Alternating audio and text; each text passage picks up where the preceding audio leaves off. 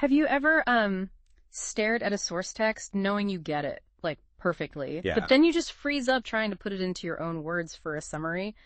I swear, sometimes it feels like my brain just, short circuits. You have the idea, but getting it out without just copying, it feels impossible sometimes. It's way harder than it sounds. It absolutely is. Yeah.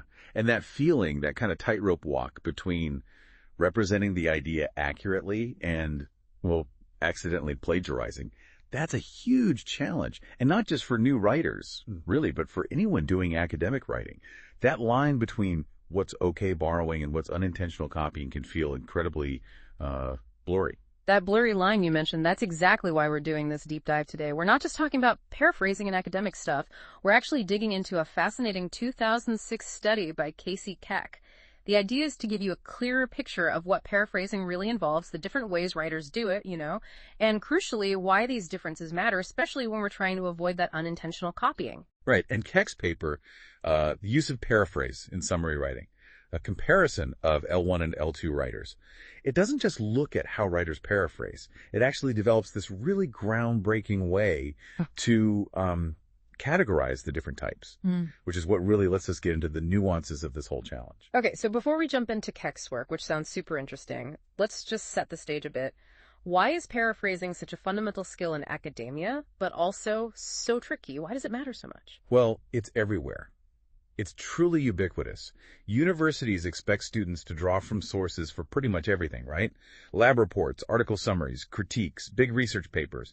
It's foundational to what people often call text-responsible writing. Text-responsible writing, meaning? Basically showing you haven't just, read the material, but you've actually engaged with it, that you've integrated the sources properly into your own work. Gotcha. So it's not just proving you read it, but that you can weave it in. And that brings us to a really important point, because often what looks like plagiarism, it isn't someone trying to cheat, is it? That's a crucial insight, yeah. A lot of what gets flagged is actually a sign of writers developing. They might be going through what some call a necessary phase of learning how to handle sources in more sophisticated ways. A necessary phase. Yeah. Interesting. Exactly. And this is precisely why teaching paraphrasing becomes such a critical thing for educators to do. Yeah. It's usually taught alongside summarizing and using quotes. It's about helping students move beyond just, copying bits and pieces. That makes a lot of sense. Yeah. But if it's so critical, how well was it being taught or even, understood before Keck's study? Were there issues with how people even defined paraphrase? Oh, absolutely. Big issues. Previous research, textbooks, resources. Yeah. They often varied wildly in their definitions and classifications. Some definitions were so broad they actually included almost exact copying as a type of paraphrase. Seriously. That seems problematic. It was very problematic. It made it incredibly hard to consistently tell what was okay borrowing versus what wasn't acceptable, which led to a lot of confusion and inconsistency for both teachers and students. Okay, so Keck comes along with a fresh approach, starting with this idea of attempted paraphrase. What's that about? Keck defined an attempted paraphrase, really simply. It's anytime a writer takes a specific bit from a source and makes at least one word-level change. Just one change. Just one. It sounds minimal, I know, but it's actually brilliant because it casts a wide net. It lets you capture and observe this whole spectrum of borrowing strategies, from tiny tweaks all the way to a complete rewrite. It's about recognizing the effort to change the language, even if it's small. Right, okay. But Keck didn't stop there. She built on that idea and developed this taxonomy, a framework, to categorize how those attempts actually looked. And you mentioned she used unique links and general links. What are those? Yeah, that's the key. Think of unique links as the really specific, distinctive words or phrases from the original author. The bits that make that sentence sound like that sentence, Yeah. Like the source's linguistic fingerprint. Okay, the unique stuff. Right. And general links are the more common words, the everyday building blocks of the language that could appear anywhere. By measuring how much of that unique, distinctive language someone keeps, Keck could pinpoint how much they were truly transforming the source versus just, say, shuffling words around. That makes the distinction much clearer. Yeah. So using this, she came up with 4 distinct categories of paraphrase types. Let's walk through them. Absolutely. This framework is really key. So first up, we have the near copy. Near copy. Okay, what does that look like in practice? A near copy is where the original author's specific phrasing, those unique links, makes up more than half of your new sentence or passage. It's really characterized by keeping long, distinct chunks from the source. In fact, Keck found that, on average, over 75% of a near copy is just borrowed words. Wow, okay. Could you give us an example, maybe based on a simple sentence? Sure. Let's say the original text said, children speak more like adults, dress more like adults, and behave more like adults than they used to. A near copy of that might be something like, nowadays, children's behavior more likes adults than they used to. Ah, I see. Behavior more likes adults and than they used to are lifted pretty directly, keeps those unique fingerprints. Exactly. You can clearly see the heavy borrowing of the original structure and wording. Okay, that's pretty clear. What's the next step up from that? Then there's minimal revision. So here, a smaller but still significant chunk, Keck, defined it as between 20 and 49%, is made up of those unique links. These unique bits are generally shorter than in a near copy, maybe just 2 or 3 words, but they're still noticeably from the original. Overall, about 42%, so still quite a bit, of a typical minimal revision is borrowed words. Okay, so using that same original sentence, children speak more like adults, dress more like adults, and behave more like adults than they used to. What would a minimal revision sound like? A minimal revision might be, yet are beginning to act more and more like adults every day by the way they speak and act. Right. You still hear echoes like more and more like adults, maybe speak and act, but there's definitely more original wording around it. Precisely. There's more change, but still clear reliance on some key original phrases. Okay. And moving further towards, like, real transformation, we get to moderate revision. Moderate revision, yeah. For this type, only a small percentage defined as 1 to 19% of the paraphrase is made up of unique links. And these unique links are usually just single words or maybe short 2-word phrases. Here, the writer is using roughly equal numbers of unique links and those more common general links. It shows a much bigger effort to rephrase. So a significant shift in how much unique stuff is borrowed. Back to our example. Children speak more like adults, dress more like adults, and behave more like adults than they used to. Moderate revision. That might look like modern children seem to be behaving through dress and speech like adults at an alarmingly young age. Okay, yeah. You really have to listen hard for echoes there. Maybe like adult is still in there, but the structure and most words are new. Exactly. The link to the original is much weaker, much more transformed. And finally, what many might see as the goal in academic writing, substantial revision. Yes, substantial revision. This category contains no unique links at all. 0. And these passages also tend to contain very few of those general links too. Keck found that on average, over 85% of a substantial revision is made up of words not found in the original source excerpt at all. It's a true transformation. So for our sentence, children speak more like adults, dress more like adults, and behave more like adults than they used to. A substantial revision. A substantial revision could be, it seems like the things kids do and even the clothes that they wear are more adult-like than ever before. Got it. The core idea is definitely there, but the language, the structure, it's completely fresh. That's really making the idea your own, isn't it? That's exactly the idea behind it. Full transformation. It's impressive how clear that taxonomy makes things. And how did Keck actually test this? What was the methodology? It was pretty robust. Keck got data from 165 undergrads at a university. About half, 79, were native English speakers, L1 writers, she calls them. And the other half, 74, were learners of English L2 writers. Okay, L1 and L2. Right. And they all did the same task, a 45-minute summary of a 1,000-word editorial.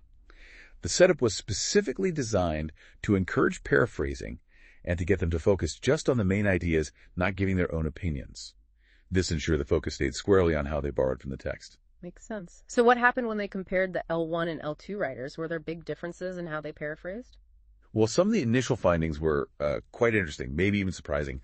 Both groups, L1 and L2, used about the same number of attempted paraphrases per summary, around 5. Okay. And for both groups, less than 45% of their average summary was made up of this paraphrased content, so a similar amount of reliance on it.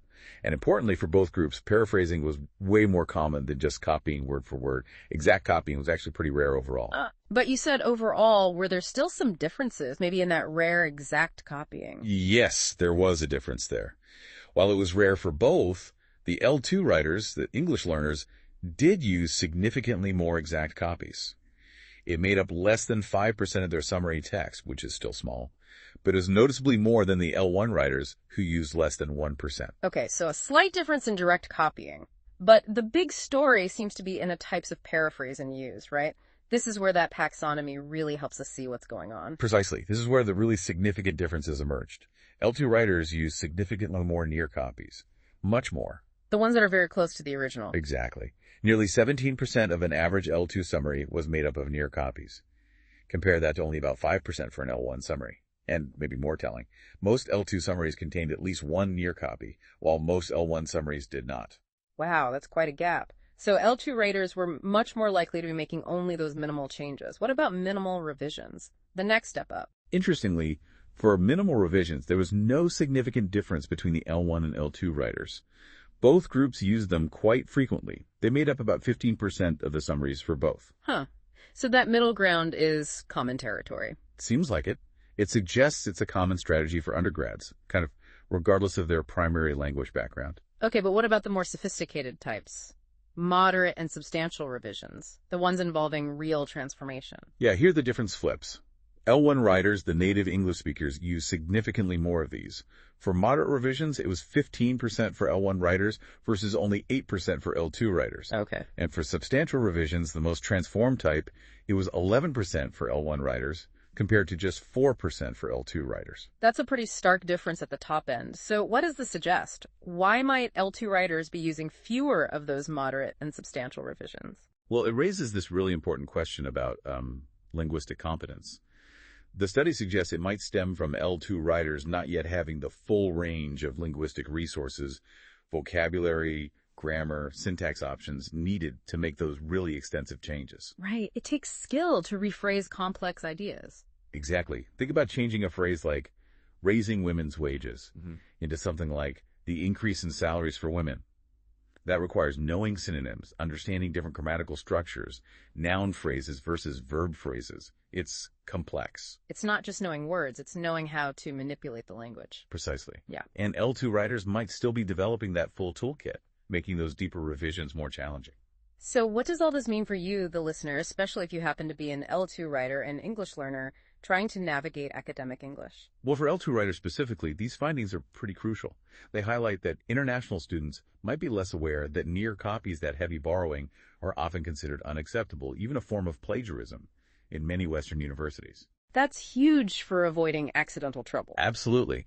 It means that ESL composition courses, writing support programs, they really need to explicitly address the near copy strategy. They need to make it clear why it's problematic and teach strategies to move beyond it. And for all writers, L1 and L2 alike, and maybe educators listening in too, what's the takeaway? It really underscores that paraphrasing isn't just some minor technique. It's a core academic skill for undergrads. Full stop. And it pushes writing courses to think more deeply about the role of paraphrase in assignments like summaries. How many paraphrases should a good summary have? What job should they be doing? Do they always need a reporting phrase or citation? Right. It's not just about dodging plagiarism. Not at all. It's about learning how to truly engage with and integrate information effectively. It's about developing your own academic voice while still respecting the sources. This whole discussion really brings us to what the study called the fuzzy zone, doesn't it? Especially around minimal revisions. It does. That minimal revision category is interesting because it was used frequently by both L1 and L2 writers. But it presents this challenge because, while most of the words might be the writer's own, these revisions often still contain noticeable multi-word phrases lifted directly from the original. Right. So this raises that big question. Are minimal revisions okay? Are they too close to the original? It's a great question, and honestly, the answer seems to be, it depends. It highlights the subjectivity involved. Keck points to previous research showing that even professors, like in the same department, often disagree on whether a specific minimal revision is acceptable paraphrasing or if it crosses the line. So even the experts don't always agree. That really shows how tricky this is for students. It's like asking an artist, how much paint can you copy from the original before it's not your painting anymore? That's a great analogy. And this fuzzy zone, it isn't just about professors having different tastes. It reveals something deeper, I think. It shows that originality in academic writing isn't just a simple binary, like copy-paste or not. It's this complex mix of linguistic change, intellectual ownership, and how much of the source's fingerprint still feels present. Okay. So the real takeaway maybe isn't just about word counting, but about fundamentally reshaping the authorial voice so it becomes genuinely yours even while you're using someone else's idea. That fuzziness then means that just telling students, put it in your own words, isn't really enough, is it? Probably not. Instruction needs to get more specific. It needs to address how and to what extent the words and the sentence structures of the original need to change. We need more concrete guidance. Exactly. And maybe focus on building those sophisticated language skills needed to actually do the transforming, not just recognize when it's needed. Well, this has been a really fascinating deep dive into the world of paraphrasing, all viewed through the lens of Keck's really insightful 2006 study. We've broken down the different strategies from near copies all the way to substantial revisions and looked at those key differences between L1 and L2 writers. It's such a valuable study because that taxonomy gives us a concrete way to talk about these different levels of revision. It helps us see paraphrasing not as just one thing, but as this whole spectrum of engaging with a text. So as you, listening, think about how you use sources in your own writing. Maybe consider not just if you paraphrase, but how deeply you're actually revising the original text. This framework from Keck gives you a way to think about those levels. The big question really becomes, how can you consciously push yourself towards more moderate and ideally substantial revisions? How can you make the ideas truly your own while still being faithful to the source material? Yeah, maybe the next time you're writing from a source, just pause for a second. Ask yourself, am I just swapping out a few words here and there? Or am I really working to transform the language and the structure to create something genuinely new that expresses that idea in my voice? That kind of deliberate practice, that self-awareness, that's what will likely make the biggest difference in developing your academic writing.